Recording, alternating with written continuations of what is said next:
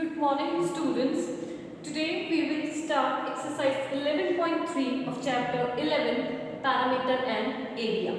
So आज के इस वीडियो में हम एक्सरसाइज 11.3 डिस्कस करेंगे. हमारी एक्सरसाइज 11.3 का फर्स्ट क्वेश्चन है find the circumference of the circle with the following radius and take pi equals to 22/7.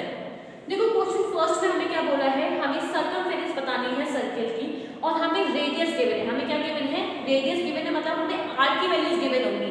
ठीक है, और क्या बोला है ब्रैकेट में लिखा है कि टेक पाई इक्वल्स टू 22/7, मतलब पाई की वैल्यू हमें क्या रखनी है 22/7. तो कैसे करेंगे इस क्वेश्चन को, क्या होती है सर्कमफेरेंस ऑफ सर्कल, इस क्वेश्चन में हम समझेंगे. ए हमें क्या गिवन है, ए हमें गिवन है 14 सेंटीमीटर. तो देखो ये हमें क्या गिवन है, ये हमें आर गिवन है. क्या गिवन है हमें, ये आर गिवन है.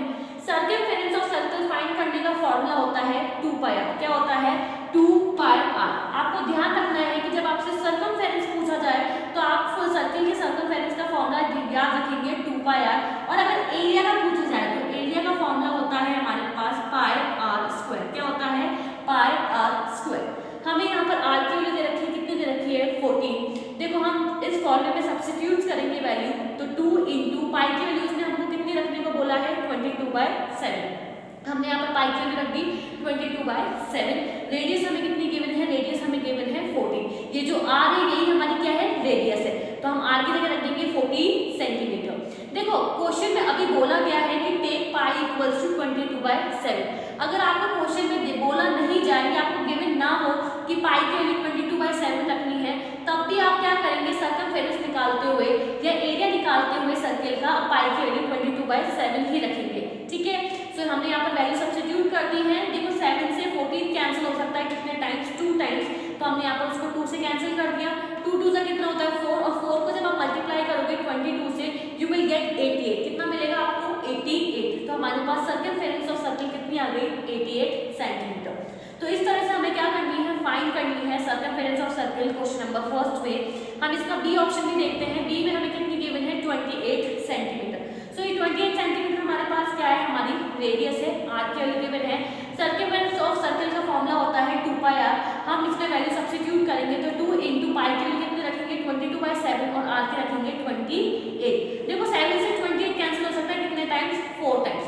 2 को 4 से इंटू करेंगे 8 आएगा, और 8 को जब 22 से मल्टीप्लाई करोगे तो कितना मिलेगा 176 सेंटीमीटर. तो ये हमारे पास क्या आ चुकी है 176 सेंटीमीटर. ये हमारे पास आ चुकी है सर्कमफेरेंस ऑफ दी सर्कल.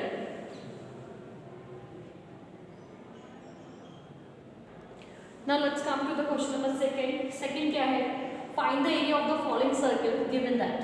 इस बार हमें क्वेश्चन सेकंड में एरिया फाइंड करने को बोला है. देखो क्वेश्चन फर्स्ट में हम सर्कमफेरेंस फाइंड करके आए थे और क्वेश्चन सेकंड में हम क्या फाइंड कर रहे हैं, एरिया फाइंड करने. एरिया और सर्कमफेरेंस का फॉर्मूला जो है वो दोनों ही डिफरेंट होते हैं. चेक करेंगे, अभी मैं आपको बता के भी आ चुकी हूँ. अभी देखते हैं कि एरिया हम कैसे निकालते हैं. ए हमें गिवन है रेडियस. रेडियस कितनी गिवन है 14 mm, और हमें पाई के लिए रखने को क्या बोला है 22/7. तो रेडियस हमें गिवन है 14 मिलीमीटर.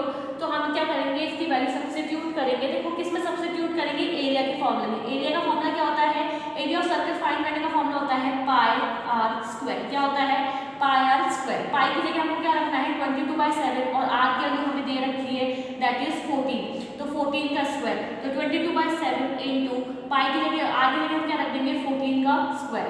14 का स्क्वायर, स्क्वायर का मतलब क्या होता है कि वैल्यू 2 टाइम्स है, तो 14 इंटू 14. तो मैं इसको क्या लिख सकती हूँ 14 इंटू 14.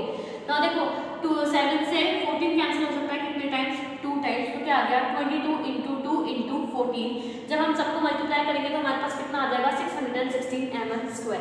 तो ये हमारे पास क्या आ चुका है area of the circle with radius 14 mm. B देखते हैं. बी हमें क्या गिवन है, डायमीटर गिवन है 49 मीटर. हमें एरिया फाइंड करना है सर्कल का. देखो हमें रेडियस नहीं गिवन है, हमें डायमीटर गिवन है. हमें क्या गिवन है, डायमीटर गिवन है. ये अपना सर्कल है, सेंटर से जो हाफ लेंथ होती है वो हमारी रेडियस कहलाती है, और अगर पूरी हो जाती है तो वो हमारी डायमीटर कहलाती है. क्या कहलाती है डायमीटर. तो ये पूरी क्या कहलाती है डायमीटर कहलाती है, और इसकी हाफ क्या कहलाती है रेडियस कहलाती है. डायमीटर की हाफ क्या कहलाती है रेडियस कहलाती है. तो डायमीटर से हम रेडियस निकालेंगे. कैसे निकालेंगे, डायमीटर का हाफ कर देंगे. क्या कर देंगे डायमीटर का हाफ कर देंगे. सो d/2 करेंगे तो हमारे पास क्या आ जाएगी आर आ जाएगी. क्या आ जाएगी आर आ जाएगी. सो डी कितनी है 49, 49 को डिवाइड करा 2 से तो हमारे पास क्या आ जाएगी आर आ जाएगी। तो ये हमारी आर आ चुकी है, इसको हम डिवाइड भी कर सकते हैं। 49 को जब आप 2 से डिवाइड करोगे कितना मिलेगा 24.5 मीटर। तो ये हमारे पास क्या आ चुकी है रेडियस आ चुकी है। अब इसके आगे हमें पता है क्या करना है, एरिया ऑफ सर्कल निकालने के लिए फॉर्मूला क्या है पाई आर स्क्वायर। तो पाई के लिए रखेंगे 22/7, आर के लिए हम क्या रखेंगे 24.5 का होल स्क्वायर। इसको जब हम सॉल्व करेंगे तो हमें कितना मिलेगा, सबको सॉल्व करने पर हमें मिलेगा 1886.5 सेंटीमीटर स्क्वायर। हमारे पास एरिया कितना आएगा 1886.5 मीटर स्क्वायर। देखो 22/7 इंटू 24.5 इंटू 24.5, इसको मैं इस तरह से लिख सकती हूँ। जब इसको हम सॉल्व करेंगे तो हमारे पास क्या आ जाएगा 1886.5 मीटर स्क्वायर, जो कि हमारा क्या है area of circle. Now let's come to the question number third. Third क्या है, if the circumference of the circular sheet is 154 meter, find its area. Also find the area of the sheet. देखो हमें क्या बोला है, अगर हमें circumference दे रखी है एक सर्कुलर शीट की 154 मीटर, ये हमें क्या गिवन है, हमें circumference गिवन है। हमें एरिया फाइंड करना है पहला तो, और दूसरा क्या फाइंड करना है, एरिया फाइंड करना है शीट का। तो कैसे फाइंड करेंगे, देखो हमें क्या गिवन है, हमें circumference गिवन है। तो सर्कमफेरेंस ऑफ सर्कल कितनी गिवन है, सर्कल की सर्कमफेरेंस हमें गिवन है 154 मीटर। क्या गिवन है 154 मीटर। तो हम यहाँ से क्या कैलकुलेट कर सकते हैं, हम सर्कमफेरेंस ऑफ सर्कल का फॉर्मूला लगा के आर कैलकुलेट कर सकते हैं। क्या कैलकुलेट कर सकते हैं आर। तो सर्कमफेरेंस ऑफ सर्कल फाइंड करने के लिए हम क्या फॉर्मूला लगाएंगे, दैट इज 2 पाई आर। और वैसे हमें सर्कमफेरेंस ऑफ सर्कल कितनी दे रखी है 154, तो 154 is equals to 2 pi R. Pi के लिए क्या रखेंगे 22/7, तो 154 is equals to 2 into 22/7 into are.